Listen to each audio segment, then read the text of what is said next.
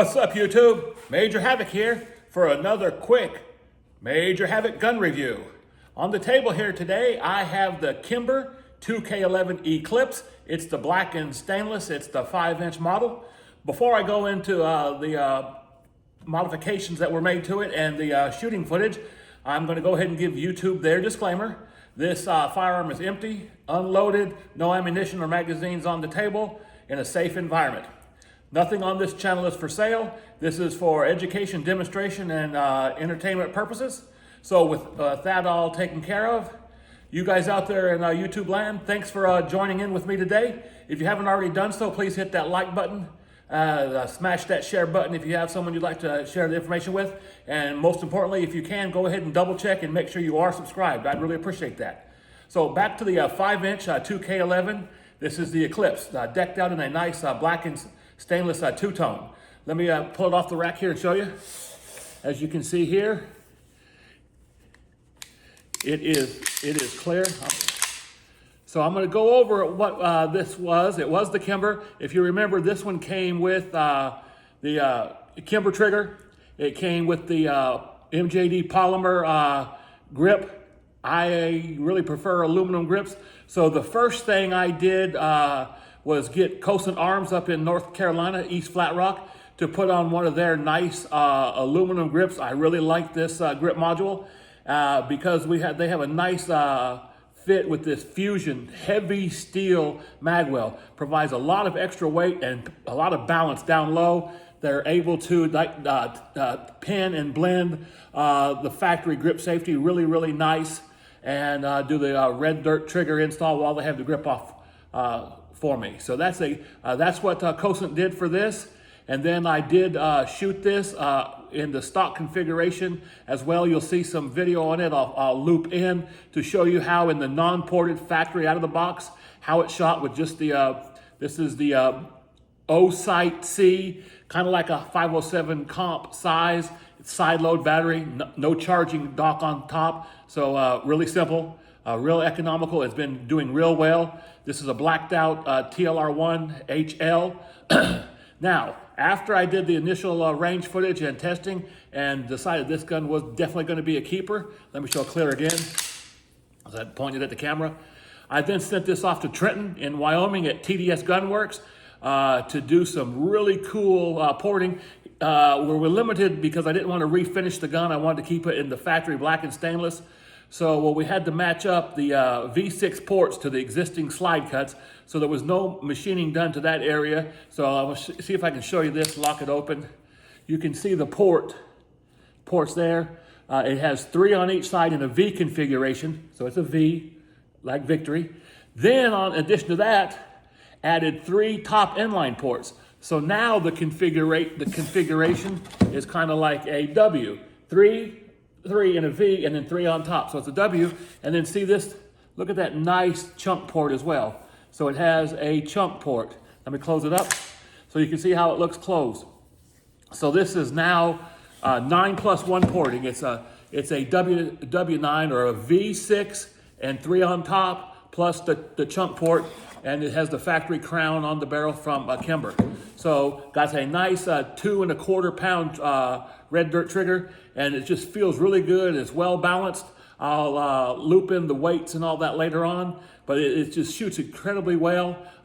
It was felt good as a stock pistol, for a non-ported one. But everybody knows my collection is like 99-to-1 ported versus non-ported. I think I only have one 2011 that is not ported, and that's the Atlas Titan, and it'll stay that way. I just love that gun as is. So, and you got to have a non-ported gun. So, but this thing right here is just amazing. The footage, I did this reverse. This time I'm giving you this little tabletop after I've done the range footage, so I can tell you a little bit about the range footage. First, I just ran 4 magazines through it just to see how it was shooting with my 124, the spring tuning and all. That's my go-to ammo is 124 S&B. Full metal jacket to run through these ported guns. It does really good. It's extremely accurate. I'll be doing accuracy testing tomorrow and some drills with this at the range on Friday. Today's Thursday. But I just ran the first 4 mags through just to function test it after this porting. I would say 9 ports plus the chunk port. I would call that an aggressive hybrid porting. So I wanted to make sure it cycled fine and the ejection was good. Everything was ejecting right over here at 330, a good 8 or 10 feet out. It was really doing a good job, very reliable with the 124. Then I had my bag of ammo with me and a couple extra boxes. So after I did the sight in and made sure everything was good, I went back to do an ammo test, because we know 124 is going to run. We know it's going to run with 115s. But most of the time when you get a compensated chunk port, chunk comp, V port, inline port, or any combinations there, and they start to be getting aggressive porting, what's going to happen is the possibility does exist that some ammo is not going to function, especially subsonic 147s or 140s, etc. So I had with me, I only had 3 different flavors of ammo that wasn't 115s or 124s. I had some, what was that brand? Freedom 147. I don't buy their remanufactured, nothing wrong with it. I just buy the new production Freedom. It was 147, subsonic. I had some Minuteman munitions right down the street from me, about 15 minutes in Kernersville, North Carolina. Minuteman munitions, 147 subsonic. And then the third ammo I tested that wasn't 124, it was S&B 140 subsonic, denoted by a little blue label on the end. It was kind of unique. It's a little bit shorter. I had some concerns because once I turn the camera on, whatever happens with the ammo, if it chokes the gun, if it doesn't eject properly, it's just whatever's on camera is on camera. I'm not smart enough to edit all that stuff out. I can trim the beginning and trim the end, but what happens in the middle is what happens in the middle. Occasionally, you'll even hear a miss on steel. It does happen.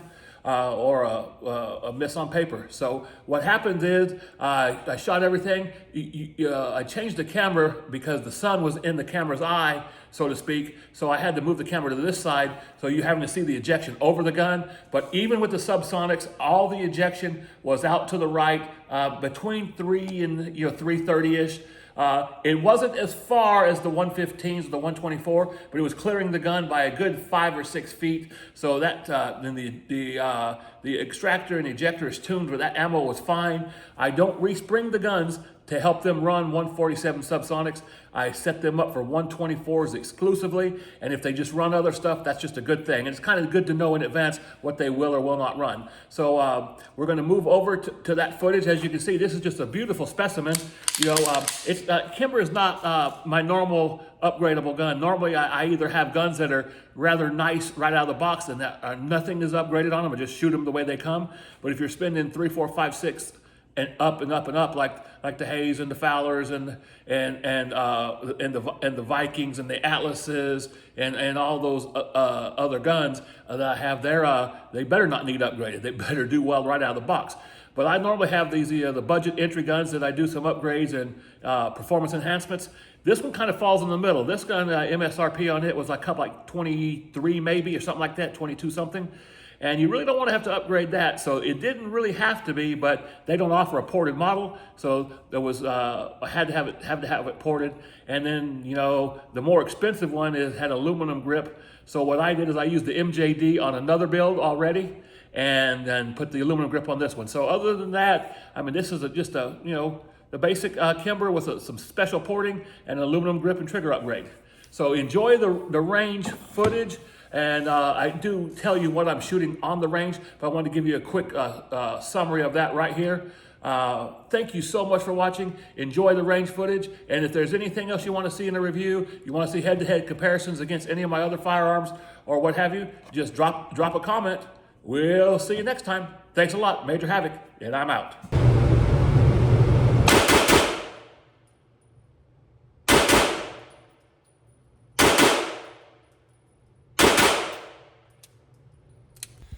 First shots with the Kimber 2K11 Eclipse after it came back from TDS Gunworks for a W9 porting.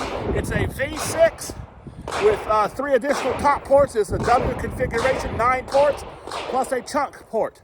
Let's just see. It's laser bore sighted. Let's see, I'm about 17 yards from the steel.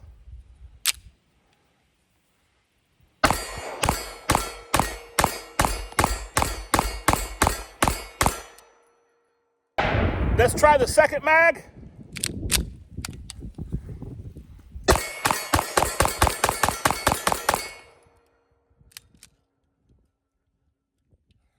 play back the camera and see how the ejection pattern looked.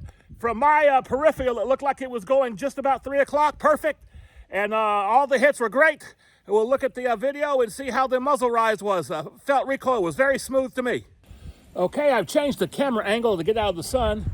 This is the 2K11 Eclipse with the W9C porting, which is, as you can see, there's 3 on the top and 3 on each side in a V configuration. So it's a V6, inline 3, and a chunk for a total of 9+1 ports. Trenton at TDS did a great job on the machining. There you go, Kimber 2K11 Eclipse, modified. 3rd magazine since the modifications. We're gonna do a few triple taps and just see how she behaves.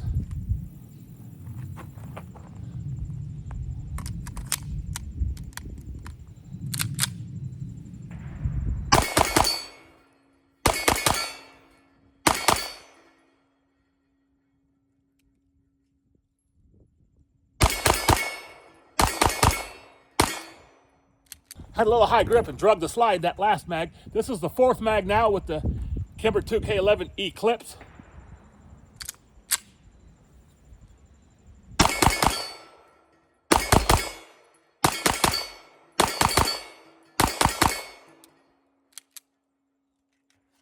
Nice group out there. Let's see what the camera shows on these 2 magazines of triple taps.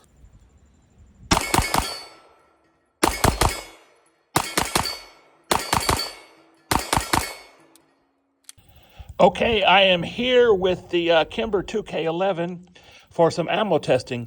After the modifications, it is tuned for 124 grain ammo. The first 4 magazines, I shot 124, and you saw it cycled and ejected perfectly, ran really good, and extremely flat. As you probably know, when you start dealing with highly ported or compensated pistols, sometimes they're a little finicky with 147 grain or 140 grain subsonics, etc. So I've got 3 different subsonics out here to test today. I'm going to just run 10 of each just to see if the slide action goes lethargic or what have you. The first one up is the Freedom. It's 147 new. You can see it's a fairly long overall length with a full metal jacket, round nose, got a little tiny dull flat point. Then the second one is Minuteman Munitions right here in North Carolina. I believe it's Kernersville. And you can see this is a pretty big flat point. And you can see it in the magazine. It's a pretty good overall length. And then the 3rd magazine up is going to be Cellar and Beloit, or S&B. It's got this little blue label on it. It's subsonic. And you can see it's got the little gold full metal jacket. And it's a lot shorter. It's a real blunt flat point, and if it's going to have any trouble choking on anything, it might be that one. So in full disclosure, once I start rolling, we do not edit out any malfunctions. We're just going to see what happens with these subsonics. I will not change the spring to make it run 147s. I tune everything for 124s. This is just a compatibility ammo test and for curiosity and to help you guys out there in YouTube land. I'm going to go set the camera up and be right back with the ammo test. Okay, I'm back with the ammo test you just heard about from the tabletop. Got it right here. We'll just see how the slide works. I can't film from the right side because it puts the camera right in the sun. So this is the first 10 rounds, the Freedom 147 subsonic.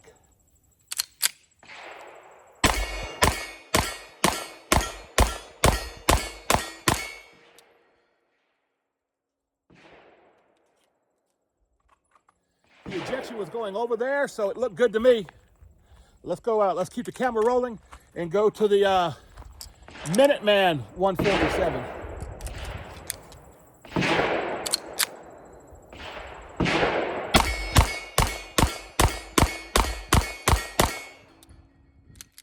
Ejection was still good, just not quite as far away. Now, here are those little stubby 140 S&B subsonics. Let's see.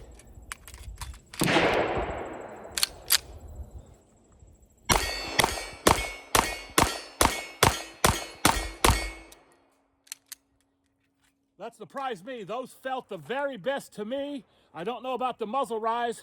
It's not sprung for that ammo. Ejection was fine and very reliable. Hope that was educational for you guys out there in YouTube land. Major Havoc, I'll be back. Kimber 2K11 Eclipse.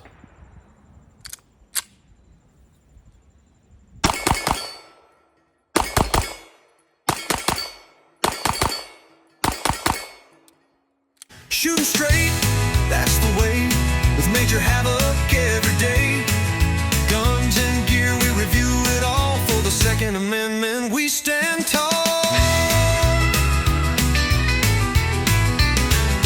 Join the crew, subscribe.